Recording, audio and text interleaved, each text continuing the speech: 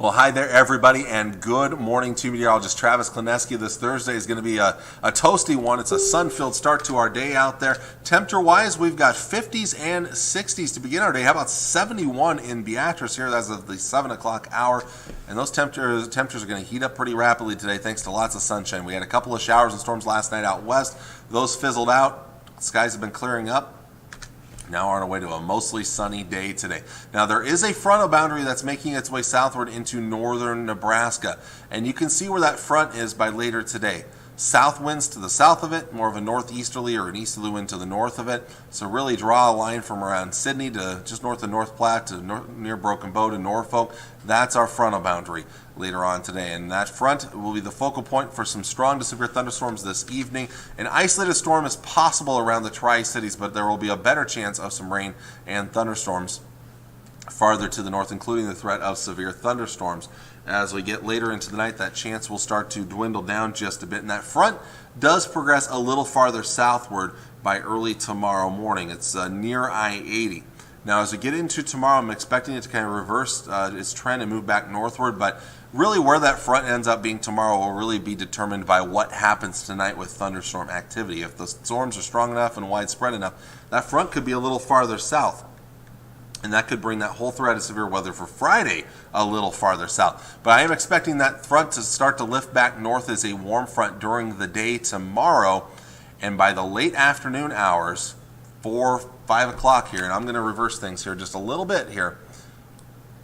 And I did this earlier, yesterday actually, but I want to do this again today here. I'm going to draw a line basically. I'm going to draw a couple of lines in fact. We got our warm front right here across northern Nebraska, indicated by the little half circles here. So it's not the prettiest thing in here, but at least drive some of the point here. You have that warm front here, area of low pressure out in the panhandle. There's actually going to be a cold front drug in behind that. That's those little, I'll have little triangles here for that. There'll be a cold front there. That's going to come through later Friday night. But there's also this dry line extending southward right there. The two areas for our viewing area that I'm going to be most focused on are going to be that warm front up north and the dry line across parts of western Nebraska. And that could trigger some supercell thunderstorms. Now, this model, I will admit, is a little farther east with the development. It just came out, this model.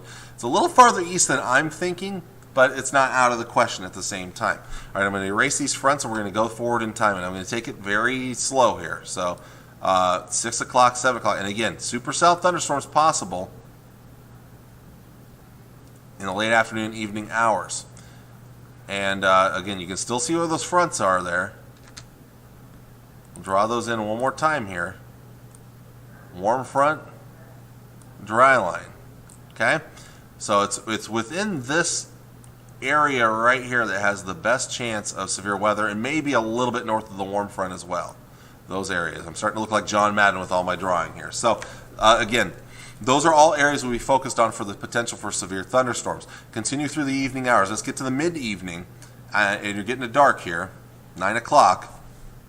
Still a chance of severe thunderstorms. I really think at that point, there's going to be a big focus on strong to severe thunderstorms near and just north of that warm front up north here. Far northern Nebraska, southern South Dakota could be a lot of severe weather, and that's where more supercells are going to be possible up in those locations. Even after 9 o'clock, I still think there could be some severe weather through the late evening hours through about midnight or 1 a.m. here.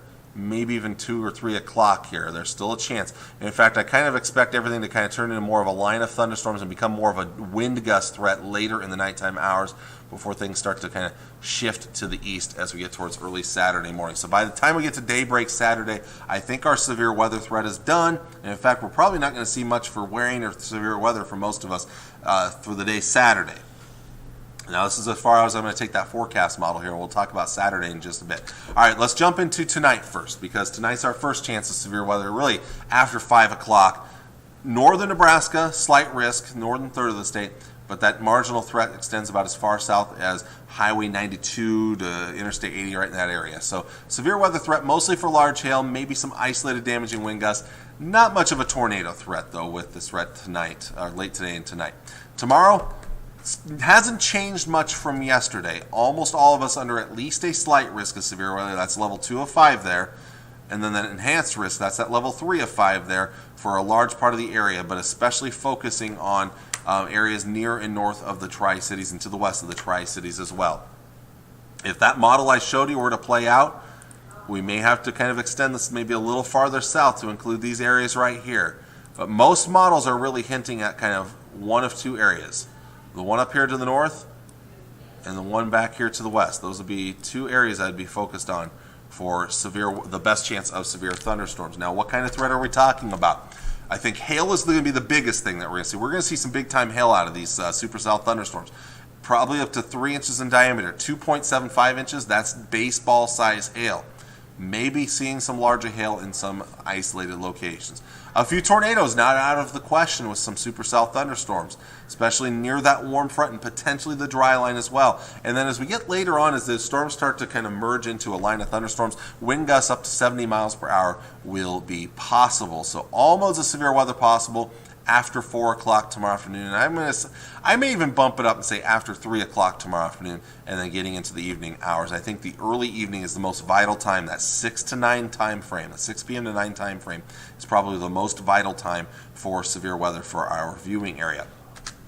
All right, and then Saturday, everything looks to shift eastward, east of Highway 81 for the most part, and really it's the far southeast corner of Nebraska that stands maybe a chance of severe weather. So most of us probably not seeing severe weather out of Saturday here, the way it looks right now, as cooler air is going to work its way in. Let's take a look at our temperatures for today. It's going to be a toasty one for many of us now. A little cooler north of that boundary in the 80s, but low and mid 90s elsewhere. Now the record high temperatures for today for the Tri-Cities, it's 92 in Grand Island, so that 93 forecast would break the record.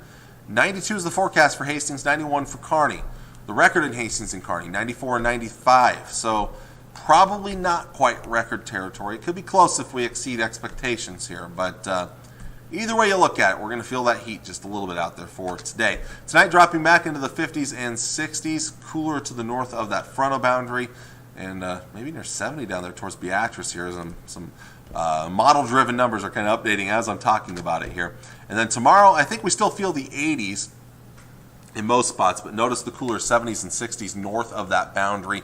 Now you're wondering, okay, Friday's showing, why are the colors around Holdridge yellow, but yet I'm still forecasting 80s. So the colors are what we could see at 5 o'clock tomorrow afternoon. So if storms start to fire up, yeah, there would be some rain-cooled air in those locations, but that's not an indication of the actual high temperature for tomorrow. But not quite as hot as today, but we'll still feel very warm. Those dew points are going to be climbing into the 60s tomorrow.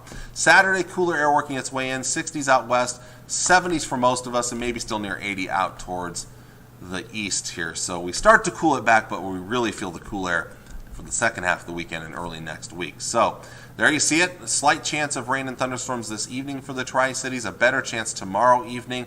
And then wrapping up Saturday, most of the day dry, another small chance of rain and thunderstorms, about a 30% chance Saturday evening, a 20% chance after midnight.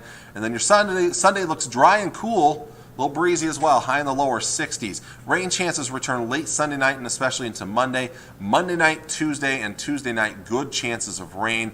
Maybe some isolated thunder, but with a little more stable air in place, I'm not expecting any kind of a severe weather threat for our area Monday and Tuesday. Wednesday, we're going to go back to drier conditions after that rain wraps up prior to sunrise, and we'll get a high back near 70 degrees.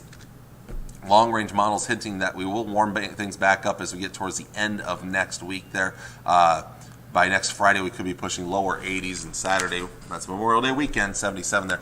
But that's a long ways out. But other thing I am noticing looking at the long-range forecast models is we may start to ramp that severe weather threat back up by the end of next week around Thursday, Friday, Saturday, somewhere in that time frame. Not too confident in the exact timing yet, but we're going to have to watch that severe weather threat as the not only the warmth coming back into play, but there's going to be a lot of humidity and more of a favorable environment for severe weather towards the end of next week. So there you go. A lot of details to go through. If you missed it all, go back, watch it from the beginning. Otherwise, if you have any comments, questions, anything like that, ask me on Twitter, ask me on Facebook. Thank you all for watching today. I do appreciate it. We'll see you all again on your Friday morning. Going to be a busy day for your Friday. Take care. God bless. Bye.